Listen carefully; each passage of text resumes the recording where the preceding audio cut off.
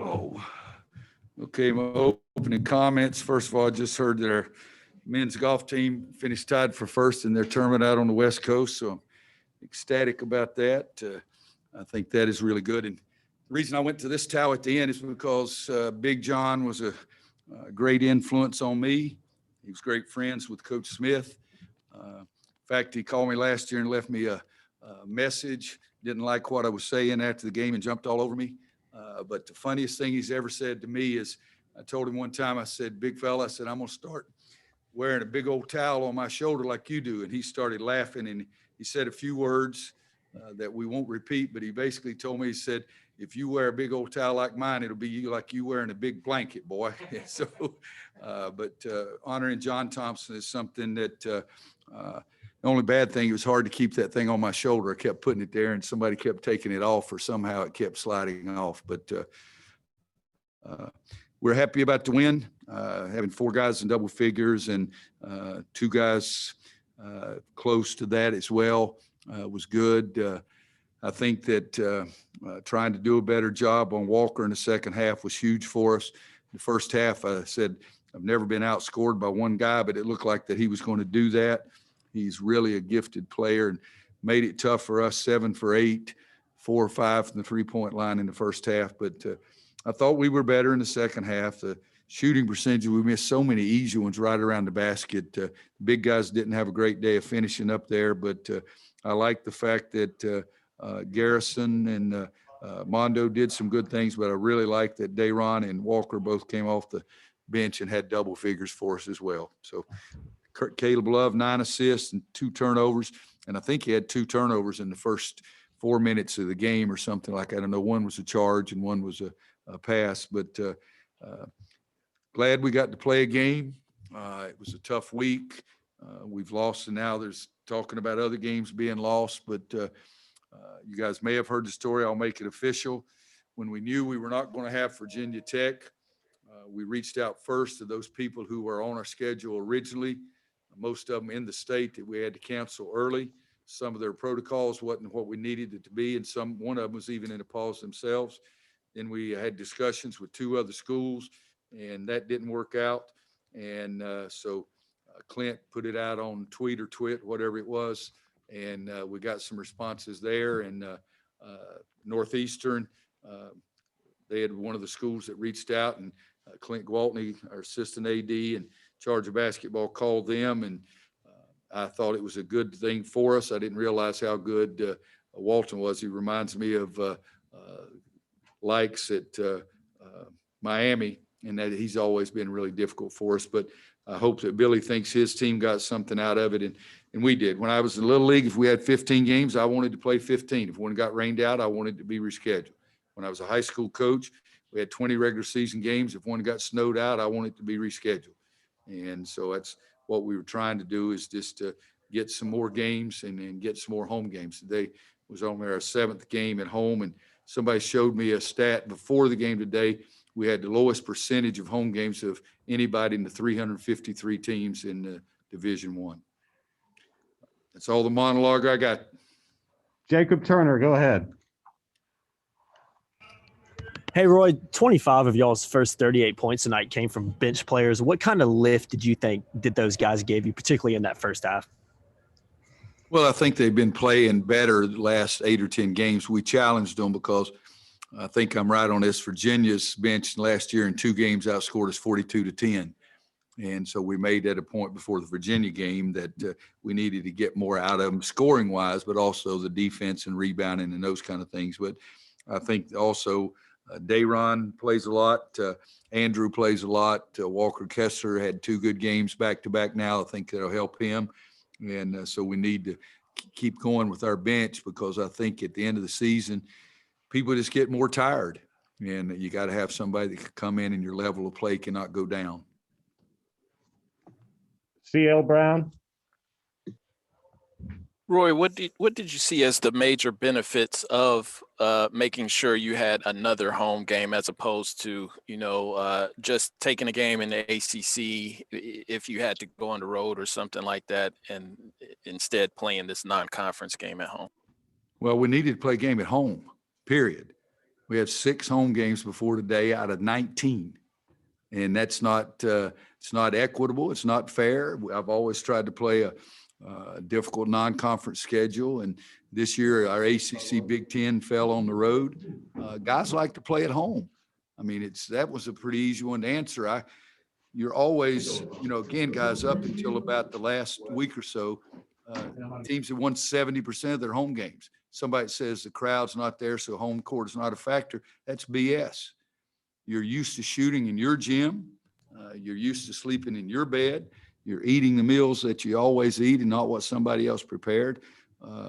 Again, I think I'm willing to stop playing the ACC Big Ten Challenge. I'm willing to stop everything, play 20-game schedule, and play the rest of our games at home. We play 14, 15, or 16 home games normally in our schedule.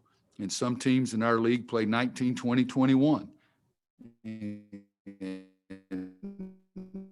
A heck of a lot safer coming here and playing than I do getting on a plane going somewhere else and playing. And again, we didn't try to find number 353 in the country. We found a team that had a higher RPI or net, whatever it is, than 3 teams in our league. So yes, if we have to go on Twitter again, I'm going to try to find another home game. It's bottom line. Deanna King. Coach Walker had a great game, but what did you guys do to limit him? He only had 1 field goal the last 33 minutes. Well, I think we tried to guard him better. Maybe he was just tired from scoring all those points and wore himself out from making so many baskets. But I do think that we tried to double team him in the second half, and he made good plays. He made good decisions. Hit number 15. I think it was Stuckey that made 3 threes in the second half when we doubled him, but we got the ball out of his hands. And so we did some things, but again, maybe he was just tired of making baskets. Adam Smith.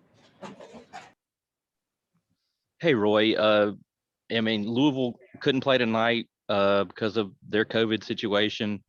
BC's already off for next week for you guys. I mean, do you sort of leave out of here holding your breath for the rest of some of these games? I mean, what are your thoughts on that?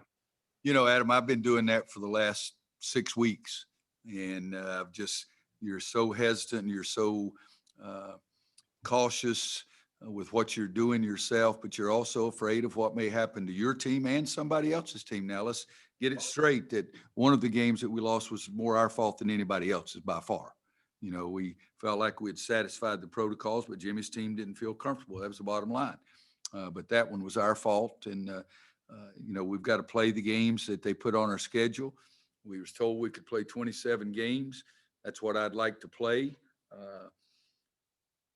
Play 20 conference games and 1 ACC Big Ten. I'd like to play all of those. But if we don't, our kids like to play games. They get tired of listening to me and running sprints and things in practice all the time. Greg, go ahead. Greg Barnes. Roy, along those lines, how important was it to get this game scheduled and played just to try to maintain some type of rhythm for the players? I think, Greg, it was important, and I'll give you this example. When Clint walks in at the end of our practice and comes over and talks to me, my guys are over there dying. I mean, one day we talked about the price of cheese in China, and I walked away from him, and all my guys were there staring at me and said, guys, everything's okay. And one of them said, Coach, when we see you talking to somebody else, we think we're losing the game. And that's the mental health issue of 20 other mental health issues that we've got to worry about with our guys. They want to play a season. We all do, but we want to be as safe as we possibly can. But no, I don't mind telling anybody. We're going to try to find, if people cannot come and play, all right, in BC, we were going there. But a few weeks back, it looked like our schedule was going to be 10 road games and 7 home games. And since that time, we've lost 2 more home games. So come on now. We're going to try to play people and don't have any idea what's going to come from it. But we'll wait and see. And Clint's earning his money this year. He's never earned it in his life, but he's earning it this year. Thanks. All right, Ross, last one, and we'll get the players in here. Thank you. Hey, Coach, you mentioned Sharp and Kessler's high-quality play tonight. How have you seen them grow at this point in the season, and what are some things that you're really really still on them about and improving? Making a simple play on the offensive end, scoring around the basket, defending the basket. I think I've always said to our big guys that I thought we could be much better this year than we were last year is defending around the basket. And I think that's the biggest thing for us. We only had 2 blocks, but I think we do make it more difficult for guys to score around the basket. And we have 4 big guys that have been shooting a much higher percentage than our perimeter players. So, I mean, it wasn't a great shooting day for our big guys today, but over the course of the season, they've shot a much higher percentage. So for us, it's the smartest thing to get them the shots. I think all 4 of our guys are big-time college players who are going to be big-time players and play basketball for a living. And it's not going to come at the same speed for everybody, and it's not as easy for everybody. But I asked Sean May a question today, and I knew the answer, which is the way most coaches do. I asked him how many throw. But he was first team all ACC. He was the 13th player drafted in the draft, led us to a national championship, played basketball for a living, and did okay. But Walker Kessler, especially, I'll put some pressure on him. He just walked in the back of the room.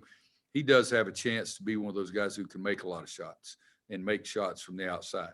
He hadn't shot it great so far this year, but I think he's going to be one of those guys that'll be able to do it. And I'll tell you the same thing I told him. He laughed too. I said, I know you're going to start making them, but I want it to be in my lifetime.